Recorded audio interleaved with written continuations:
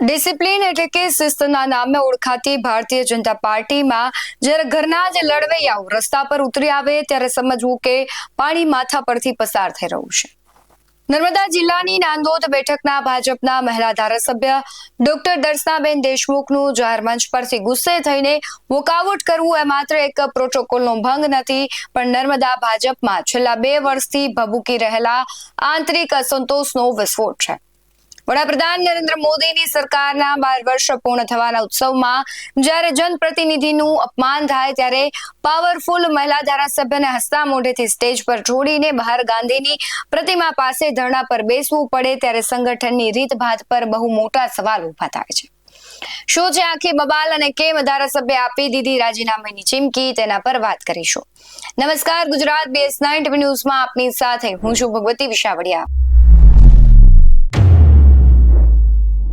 ઘટના છે રાજપીપળાના આંબેડકર હોલની અને તક હતી PM મોદીના શાસનને વધાવવાની, પણ લાઇમલાઇટ ચોરી ગઈ ભાજપની આંતરિક જૂથબંધી. ધારાસભ્ય ડોક્ટર દર્શનાબેન દેશમુખે જ્યારે સ્ટેજ પર પોતાની સતત ઉપેક્ષા થતી જોઈ ત્યારે તેમનો મગજ ગયો અને ભરી સભામાં આક્રોશ સાથે તેમણે સવાલ કર્યો કે શું સભામાં અમારું અપમાન કરવા બોલાવો છો? લોકોએ અમને ચૂંટીને મોકલેલા છે, આટલું કહીને તે સીધા હોલની બહાર નીકળી ગયા.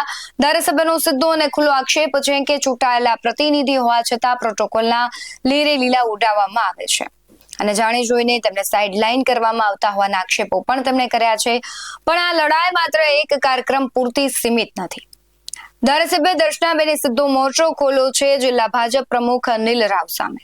તેમણે ખુલ્લેઆમ આક્ષેપ કર્યો છે કે જિલ્લા પ્રમુખ ગાંધીનગરના કોઈ મોટા નેતાના પીઠબળથી મનસ્વી રીતે સંગઠન ચલાવી રહ્યા છે અને છેલ્લા 2 વર્ષથી સ્થાનિક સ્તરે ધારાસભ્યના અસ્તિત્વને નકારવાનો પ્રયાસ કર્યો છે.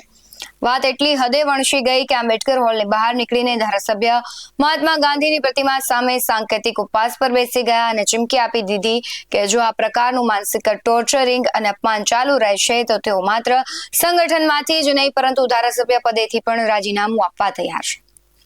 નાંદોદ ભાજપની આ બબાલ ત્યારે એક મોટું રાજકીય તોફાન બની ગઈ જ્યારે ભરૂચના કડક અને વરિષ્ઠ ભાજપ સાંસદ મનસુખ વસાવા ધારાસભ્યના સમર્થનમાં ધરણા પર બેસી ગયા. મનસુખ વસાવાએ પોતાની જ પાર્ટીના જિલ્લા પ્રમુખ અનિલ રામને આડે હાથ લેતા સણસણતો સવાલ કર્યો છે કે આ માત્ર એક ધારાસભ્યનું નહીં પણ સમગ્ર આદિવાસી સમાજનું અપમાન છે.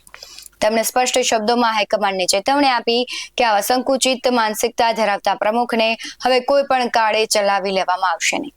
સાંસદના ખુલ્લા સમર્થનથી હવે નર્મદાનું આ લોકલ જે રાજકારણ છે ગાંધીનગર કમલમ સુધી ગાજતું થયું છે અને સમગ્ર ઘટનાઓને લઈને ઘણી બધી પ્રતિક્રિયાઓ પણ આવી છે. આવેલી પ્રતિક્રિયા પર નજર કરીએ.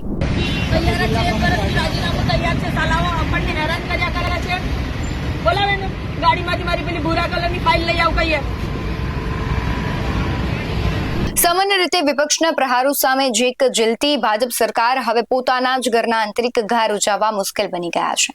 એક તરફ મહિલા સશક્તિકરણની વાતો તો બીજી તરફ પક્ષના જ મહિલા ધારાસભ્યનું મંચ પર અપમાન. આખી ઘટનાએ ગુજરાત ભાજપમાં ચાલતી જૂથબંધી અને ખાસ કરીને આદિવાસી બેલ્ટના રાજકારણમાં એક નવો વળાંક લાવી દીધો છે.